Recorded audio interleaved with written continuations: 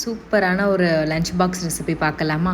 Potato, காலிஃப்ளவர்லாம் செய்கிறதுலாம் பெரிய டாஸ்க்கே கிடையாது. அவங்க எது வேண்டான்றாங்களோ அதில் செஞ்சு நம்ம கொடுத்தா தான் அவங்க சாப்பிடுவாங்க. ஸோ அதே மாதிரி இன்றைக்கி நம்ம வந்து சௌச்சௌ சாப்பாடு செஞ்சிடலாம். சௌச்சௌ குட்டி குட்டியாக கட் பண்ணி வச்சுக்கோங்க. அது கூட வந்துட்டு மல்லி, பூண்டு ஒரு 4 சேர்த்துருக்கேன். காரத்துக்கு ஏற்ப வந்து நீங்கள் காஞ்ச மிளகாய் சேர்த்துக்கலாம். அது கூட வந்து சீரகம் நல்லா வறுத்து அரைக்கிறப்போ என்ன பண்ணுறீங்கன்னா தேங்காயும் சேர்த்து அரைங்க. இந்த மாதிரி தண்ணி எதுவும் ஊற்ற வேண்டாம். ஸோ எண்ணெய் விட்டுட்டு அது கூட கடுகு, சீரகம், வெங்காயத்தை வந்துட்டு இந்த மாதிரி நீல வாக்கில் நறுக்கி போடுங்க. அப்போ தான் டேஸ்டியாக இருக்கும். நல்லா வதங்கினதுக்கப்புறமா அது கூட பார்த்தீங்கன்னா தக்காளி சேர்த்துக்கோங்க. அதையுமே நீல வாக்கில் அரிஞ்சு சேர்த்துக்கோங்க. அது நல்லா மசியட்டும். கூட வந்து தேவைக்கேற்ப உப்பு, ஏன்னா சாப்பாடுலேயுமே கொஞ்சம் உப்பு இருக்கும். ஸோ உப்பு மட்டும் பார்த்து சேர்த்துக்கோங்க. அது கூட வந்து மஞ்சத்தூள் சேர்த்துக்கோங்க. இப்போ வந்து சௌச்சௌ வந்து நம்ம உள்ளே போட்டுடலாம். சௌச்சௌ வந்து நல்லா வதங்கணும். நல்லா வதங்கினதுக்கப்புறம் இந்த மாதிரி நம்ம அரைச்சி வச்சுருக்க பொடியை வந்துட்டு இதில் சேர்த்துக்கோங்க.